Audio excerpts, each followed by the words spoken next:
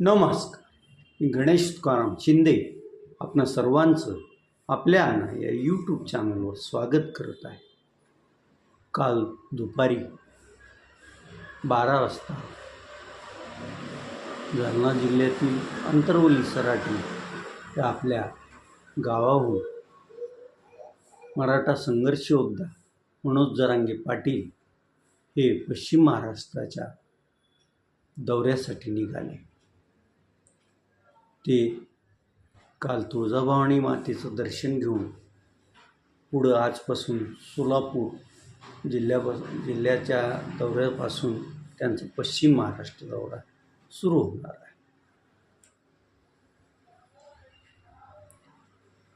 अंतरवली सराटी ते तुळजापूर याच रस्त्यावर मध्ये धाराशिव तालुक्यातील खेड हे गाव आहे आणि या गावच्या ग्रामस्थांचा अनेक दिवसापासून मनोज जरांगे पाटील यांनी आपल्या गावाला भेट द्यावी, समाज बांधवांशी चर्चा करावी, त्यांच्या अडीअडचणी जाणून घ्याव्यात अशी इच्छा होती. आणि त्यांचा मनोज जरांगे पाटील यांच्या मागं खेडगावात जाता येता या असा तगादा होता आणि त्यांनी तो खेडकरांचा आग्रह मांडला आणि काल ते खेड येथे सायंकाळी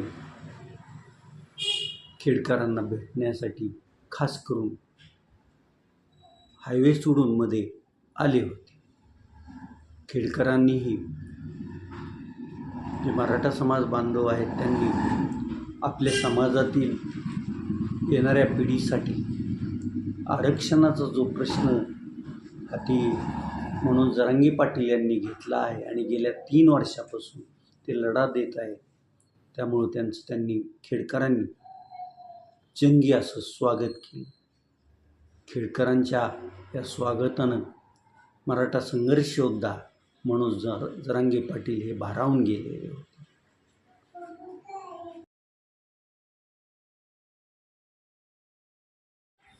खेडच्या त्या चौकात मग एक स्टेज तयार केलेलं होतं आणि त्या स्टेजवरून मनोज जरांगे पाटील यांनी समस्त खेड आणि आसपासच्या गावातून आलेल्या समाज बांधवांना संबोधित केलं. मनोज जरांगे पाटील बोलताना म्हणाले की आपणाला राजकारण करायचं नाही, राजकारणासाठी हे आपलं आंदोलन नाही, तर मराठा समाजातील गोरगरीब अशा मुलांना त्यांच्या कारकीर्द करताना त्यांना काहीतरी सपोर्ट देण्यासाठी म्हणून मराठा समाजाला ओबीसी प्रवर्गातून आरक्षण मिळावं यासाठी आपण लढा उभारलेला आहे आणि तुम्ही सर्व समाज बांधव माझ्या पाठीशी आहात, त्यामुळं आपला या लढा यशस्वी होईलच. सरकार दोन्ही डगरीवर हात ठेवत असतं हे तुम्हा सर्वांना माहीतच आहे, परंतु तरीही आपली मागणी कशी योग्य आहे, का आपल्याला आरक्षण हवं आहे हे पटवून मी सरकारला दिलं आहे आणि तुमच्या सगळ्यांच्या रेट्यामुळं ते सरकारनं मान्य केलं आहे. परंतु काही तांत्रिक अडचणीमुळं काहीतरी अडथळे येत आहेत, पण ते अडथळे का आले याचंही स्पष्टीकरण सरकारनं दिलं पाहिजे. आणि जोपर्यंत समाजातील शेवटच्या घटकापर्यंत आरक्षणाचा लाभ मिळणार नाही तोपर्यंत मी माझा हा लढा चालूच ठेवणार आहे.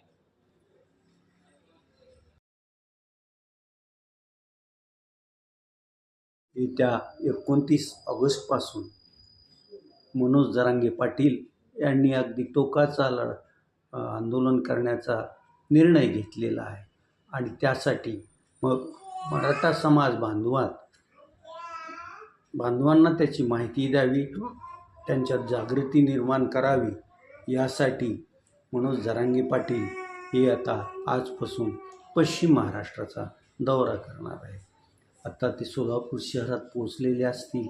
सोलापूर शहरातील छत्रपती संभाजी महाराज चौकात संभाजी महाराजांच्या पुतळ्याला पुष्पहार अर्पण करून ते छत्रपती शिवाजी महाराज चौकात जाणार आहे. तिथंही शिवाजी महाराजांच्या पुतळ्याला पुष्पहार अर्पण केल्यानंतर ते सोलापूर शहरातील आणि परिसरातील मराठा समाज बांधवांना संबोधित करणार. तिथून ते थेट वैरागला जातील. वैराग येथे पण एक मोठा कार्यक्रम मराठा समाज बांधवांनी आयोजित केलेला आहे आणि तिथून मग ते पंढरपूरकडे प्रयाण करणार असल्याचं सांगितलं जातं. आता मराठा संघर्ष योद्धा मनोज जरांगे पाटील यांनी जो हा पश्चिम महाराष्ट्राचा दौरा आयोजित केला आहे, त्या दौऱ्याला कसा प्रतिसाद मिळतो, समाज बांधव येतात की नाही हे आता पाहावं लागेल. आणि मनोज जरांगे पाटील यांच्या या लढ्याला मराठा बांधव मोठ्या संख्येनं प्रतिसाद देतील, त्यांना बळ देतील अशीच अपेक्षा करायला हरकत नाही. झारखंडची राजधानी असलेल्या रांचीमध्ये विद्यार्थ्यांचं आंदोलन सुरू आहे.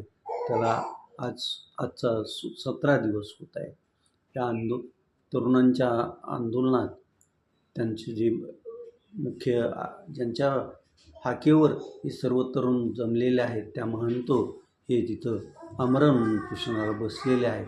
काल झारखंड सरकारच्या शिष्टमंडळानं आंदोलनकर्त्याच्या शिष्टमंडळाशी चर्चा केली, परंतु त्या चर्चेतून काही मार्ग निघालेला दिसत नाही. त्यामुळं आजही परत झारखंड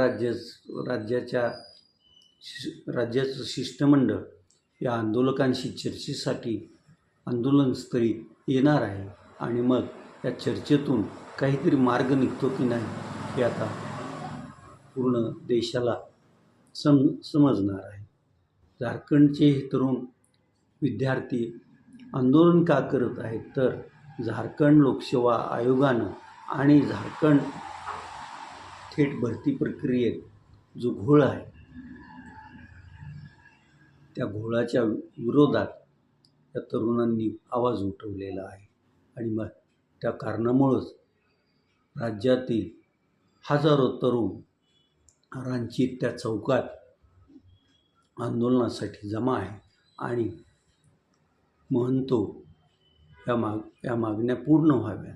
झारखंड लोकसेवा आयोगाची गेल्या महिन्याभरापूर्वी झालेली परीक्षाच रद्द करावी, आधी त्यांच्या मागण्या असून त्या मागण्या मग झारखंड राज्य सरकार मान्य करतं की नाही, का विद्यार्थ्यांना आणखी काही काळ उपोषण करावं, आंदोलन करावं लागतं, महंतोंना उपोषण करावं लागतं, याकडं संपूर्ण देशातील जेनझीचं लक्ष लागून राहणारच आहे. या आंदोलनाला कॉक्रोच जनता पार्टीनंही संपूर्ण समर्थन दिलं आहे आणि काल कॉक्रोच जनता पार्टीच्या जी कोर कमिटी आहे त्यातील सदस्या